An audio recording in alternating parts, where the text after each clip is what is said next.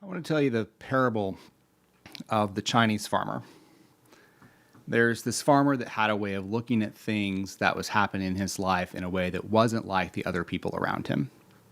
So his horse, who he needed to work his farm, ran away one day. And then his neighbors heard about it and they came over and they said, "Oh no, this is terrible. What awful, awful luck you're having. I'm so, so sorry." And the farmer looks at them and he says, "Well, maybe we'll see." And it wasn't much longer that his horse came back home and he brought with him an entire herd of wild horses. So now the farmer not only has the horse that he originally had, but he has all these other horses now that can be put to work on his farm. And his neighbors, hearing of the good news, they came to him and they said, "Oh my goodness, this is amazing. This is incredible. What great luck you have." And the farmer says, "Maybe we'll see."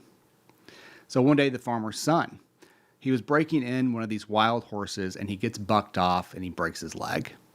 His neighbors, here they are again.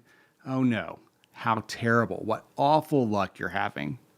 And the farmer again looks at them and he says, "Maybe we'll see." Not long after that, the army comes through and they're drafting young men to go off and fight in the war, to fight on the front lines. And getting drafted was a death sentence. But his son's leg is broken, and so he's no good to the army, and he's spared having to go. And the neighbors, hearing of this, once again show up. "Oh, what great news. You have such good luck." And once again, the neighbor looks at them and says, "Maybe we'll see." Good morning, I'm Chad Peavy. Good morning, good morning. How often do we rush to judge the things that are happening in our lives?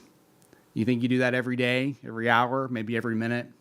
Maybe in every conversation and every thought, that little voice in our head gives us an opinion on every little thing that happens to us. That little voice acts like this sort of a sorting machine, putting everything that happens to us in a column of either this is a good thing or this is a bad thing. And the image that comes to my mind when I think about that, it makes me wonder about how often I'm putting things in the good column and how often I'm putting things in the bad column. And I think about how the opinions of what's good and what's bad start stacking up in my head. Now, we may not consciously do this, and certainly subconsciously we're keeping a ledger, a sort of a balance sheet of all of those judgments that we have about our lives. And that's why when we take stock of our lives sometimes, we'll end up saying things like, "Oh, life is so hard," or "times are so tough," or "life just feels heavy," or "I'm so tired." Yeah, when every reaction to what happens in your life is a jump to conclusions about what that means right here and right now, yes, that's really exhausting. And I can see how that would make life feel really heavy and really hard. But the truth is, we just don't know. In the moment of things happening to us, we just don't know because we're not working with all of the information.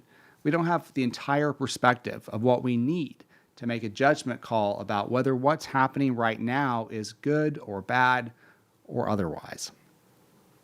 The wisdom of the Chinese farmer is that things happen. And when they happen, we don't know if they're good or bad. They just are what they are. And you won't have that perspective of whether it's good or bad. You won't have all that information probably until the end of your life. And then at that point, it doesn't really matter. So the question then is, why even bother making the judgments at all? Why rush to judgment about anything? So instead, what if instead of forming opinions about whether what's happening is good or bad, we just paused? Just pause and assume that the universe is always working and conspiring in our favor.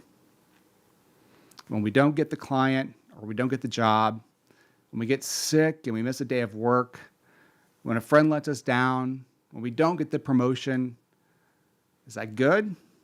Is it bad? We don't know. We'll see.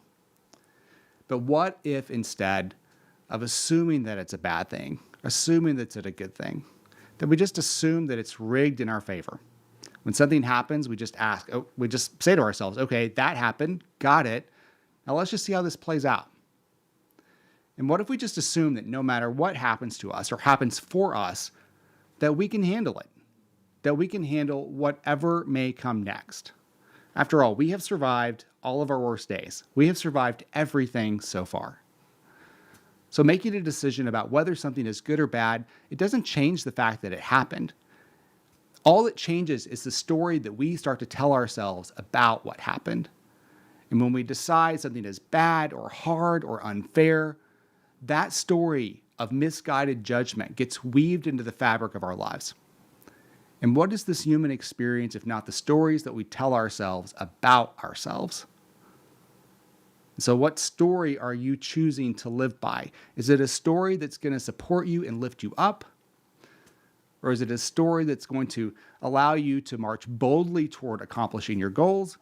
Is it a story that sets you free?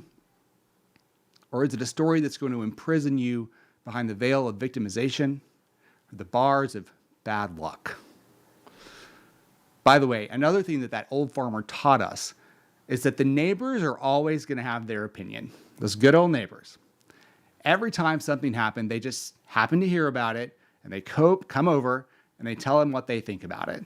How kind and generous of them. But the farmer, he understood that he had no obligation to join in the thinking of the herd. You have no obligation to join in the thinking of the herd. He understood that other people's opinions are none of his business, that the people who come your way may share their opinion with you, but that's not a gift that you have to accept. Somebody else's opinion does not have to become your reality. The fact of life is that our lives are made of ups and downs.